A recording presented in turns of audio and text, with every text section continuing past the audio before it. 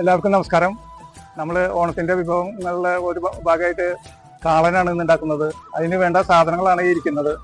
അതിൽ ചേന, പച്ചക്കായ, അതുപോലെ അതിലേക്ക് തേങ്ങ ചതച്ചിട അരയ്ക്കാനുള്ള സാധനമാണ് ജീരകം, തേങ്ങ, പച്ചമുളക്, മഞ്ഞൾപ്പൊടി, വറവിടാനുള്ള സാധനങ്ങളാണ്.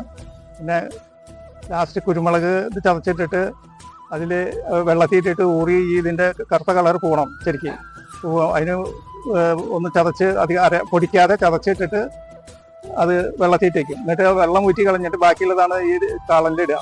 അതിനുള്ളതാണ്. പിന്നെ തൈര്, മഞ്ഞൾപ്പൊടി, അത് ഇതിലിടുന്നത് മഞ്ഞൾപ്പൊടിയാണ് പൊടിയായിട്ടിടുക. മുളകൊന്നും ഇടില്ല. ഇതിൽ കുരുമുളകും പച്ചമുളകുമാണ് സ്പൈസി ആയിട്ടിടുന്നത്. ഇത്ര തന്നെ. ഇനി കുക്ക് ചെയ്യുന്നത് കാണാം. നമ്മളിതിലേക്ക് ഇനി തൈര് ഇട്ടിട്ട് വേവിച്ച് വെച്ച ചേനയും പച്ചക്കായയിലേക്കും തൈര് വെച്ച് തീ കത്തിക്കും. തൈര് കിടന്നിട്ട് ഒന്ന് വേവണം. തൈര് ഉപ്പ് ഇട്ടിട്ട് ഒന്ന്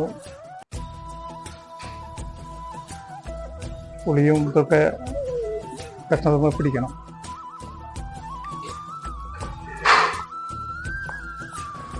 അങ്ങനെ നമ്മൾ കുരുമുളക് ചതച്ചത് വെള്ളത്തിൽ വെച്ച് അരിക്ക് കളഞ്ഞിട്ട് ഇത് ഇതിലേക്ക് ഇടുന്നു.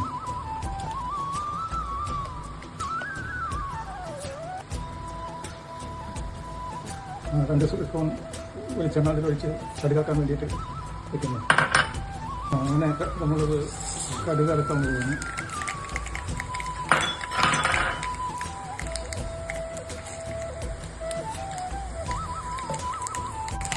അത് പിന്നെ വറ്റൽമുളക് ഇടുന്നു.